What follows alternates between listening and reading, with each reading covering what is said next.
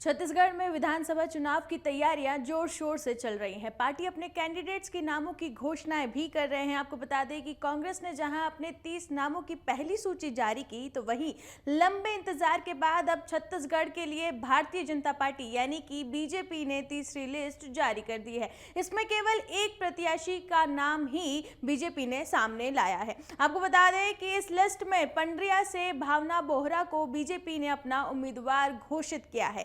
अब छत्तीसगढ़ में बीजेपी के जो 4 नाम हैं वो बाकी हैं और ये संभावनाएं जो हैं वो जताई जा रही हैं कि इनका नामों के ऐलान की भी घोषणा जल्द की जा सकती है। चलिए आज के इस वीडियो में जानते हैं कि आखिरकार कौन है भावना बोहरा जिसे बीजेपी ने अपना उम्मीदवार घोषित किया। मैं राधा बकुत्रा स्वागत करती हूँ आपका अमर उजाला मध्य प्रदेश छत्तीसगढ़ में। तो आपको बता दें कि वर्तमान में भावना बोहरा जिला पंचायत की सदस्य है। इसके साथ ही संगठन में बीजेपी महिला मोर्चा की प्रदेश मंत्री भी भावना बोहरा है। इसके साथ ही सोशल कामों से ज्यादा वो एक्टिव रहती है और समाज सेवी संस्था भी चलाती है। अपनी संस्था के जरिए पंडरिया विधानसभा क्षेत्र में कई सामाजिक काम भी उन्होंने किए हैं। आपको बता दें कि भावना कांग्रेस के नीलकंठ चंद्रवंशी के सामने अपना चुनाव जो है वो लड़ेगी। अब आपको बता दें कि पंडरिया विधानसभा क्षेत्र के लिए नया चेहरा कैसे है भावना बोहरा। तो छत्तीसगढ़ चुनाव 2023 में जीत के लिए बीजेपी एड़ी चोटी का जोर लगा रही है। हर सीट पर काफी मंथन कर प्रत्याशियों को चुनावी मैदान में उतारा जा रहा है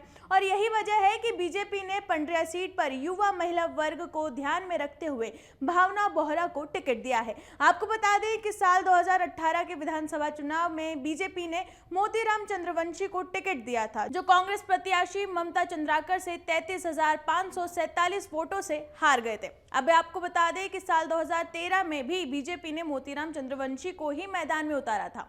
उस दौरान मोतीराम चंद्रवंशी पंडरिया सीट पर चुनाव जीतकर विधायक बने। तो वहीं आपको बता दें कि वर्तमान के पंडरिया विधानसभा क्षेत्र के चुनाव में कांग्रेस की ओर से नीलू चंद्रवंशी, जोगी से कांग्रेस से रवि चंद्रवंशी, बीएसपी से चैतराम राज समेत अन्य उम्मीदवार जो है वो इस समय छत्तीसगढ़ के चुनावी मैदान में हैं। आपको बता दें कि पहली सूची में बीजेपी ने 21 प्रत्याशियों के नामों की घोषणा की थी। इसके बाद दूसरी सूची में कम से कम 64 उम्मीदवारों के नामों की घोषणा की गई, यानी कि 64 उम्मीदवारों को चुनावी मैदान में उतारा गया, जिससे कुल प्रत्याशियों की जो संख्या है वो 85 हो गई है। अब एक और प्रत्याशी के ऐलान के बाद बीजेपी ने छत्तीसगढ़ के जो नाम बाकी हैं वो सिर्फ 4 हैं, यानी कि छत्तीसगढ़ में बीजेपी की तरफ से सिर्फ 4 नाम पर फिलहाल होल्ड पर है।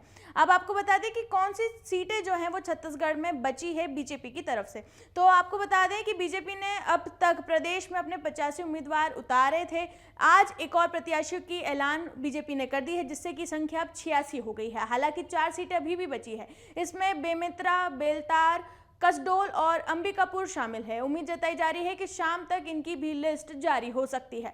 तो वहीं कांग्रेस की केवल सिंगल लिस्ट और बीजेपी ने एक नाम के सहित एक और अपनी जो तीसरी लिस्ट है वो जारी कर दी है, यानी कि उसकी घोषणा कर दी है, जबकि कांग्रेस ने अभी तक सिर्फ एक ही सूची जारी की है। इसमें केवल 30 नामों का ही ऐलान किया गया, यानी अब कांग्रेस के जो 55 सीटों का नामों की घोषणा है वो होनी बाकी है। तो वहीं बीजेपी की तरफ से केवल 4 प्रत्याशियों के नामों के ऐलान की सूची बाकी है। अब देखने वाली बात होगी कि बीजेपी कब 4 सीटों पर अपने जो उम्मीदवार है उनकी घोषणा करती है और कांग्रेस कब अपनी दूसरी सूची लागू करती है।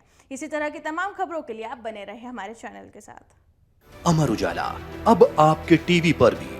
अपने स्मार्ट टीवी पर YouTube पर सर्च करें अमर उजाला, चैनल सब्सक्राइब करें और देखें ताजा खबरें, वो भी HD क्वालिटी में। और हाँ, बेल आइकन दबाना ना भूलें ताकि हर खबर हो आपके घर। अमर उजाला, निष्पक्ष, निर्भीक, निरंतर।